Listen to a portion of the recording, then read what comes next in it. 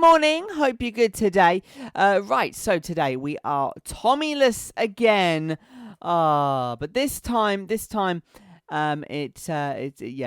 down to me. Because I basically not giving him enough time to prepare.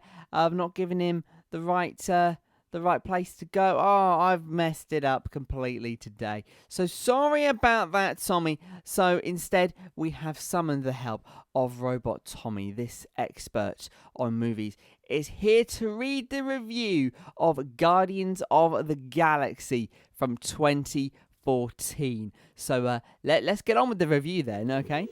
This will be good. Robot Tommy, talk to us.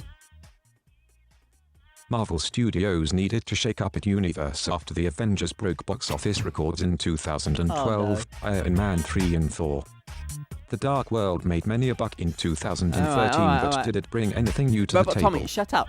Then in 2015, Robot we got Tommy, two fresh Marvel movies to really kick the nap. That's one way to do it.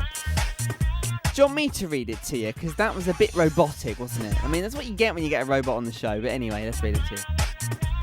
Because Tommy's not here.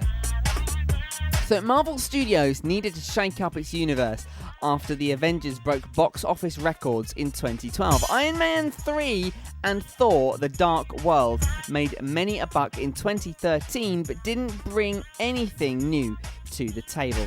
Then in 2014, we got two fresh Marvel movies to really kick the now established universe into a high gear with the episode thriller Captain America: The Winter Soldier and this film Guardians of the Galaxy.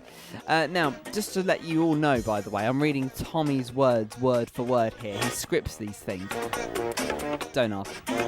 At least he's better prepared than I am. So, Tommy says this: I'm just going to go ahead and talk about my favourite thing about this movie, which I'm sure many will have guessed is the soundtrack. Of course, Jukebox June, it's got to be done. So because the main protagonist, Peter Quill, is abducted by alien ravagers as a child in 1988 at the beginning of the film, he just so happens to take his Sony Walkman with him, and an awesome mix of music from the 1960s and 1970s. Very important to have something earthbound like that in this extravagant space opera, because that causes a connection with us Earthlings as the viewer, whilst all the CGI and explosions start to happen. I'm just going to say this, guys, just while Tommy's not here. I think he's taking this a bit too seriously. Moving on.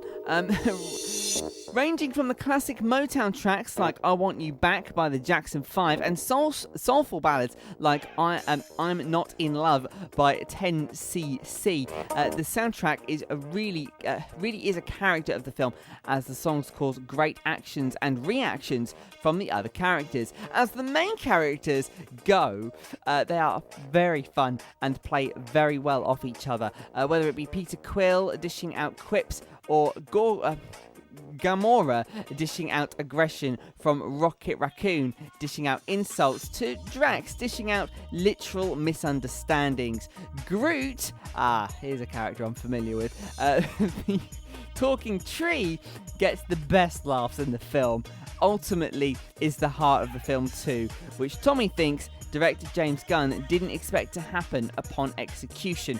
Ronan, the main villain, is quite unimpressive and hollow as a character who's just evil and that's it. The film loses merits for that, but does gain a couple back from teasing intros to the MCU major players. Is that the Marvel Central Universe? I'll have to ask Tommy when he's back. Nebula and Thanos for future installments. To close, this was a fun, different take for Marvel movie back in 2014 and really started off a newfound reappreciation for Motown music and music that was released in the 40, 50 years ago. The film has sentimental heart to it, with Peter calling back to his ill mother, and the film ultimately proved that movies today can put a talking tree and a talking raccoon into them as main characters and surprisingly make you care about them.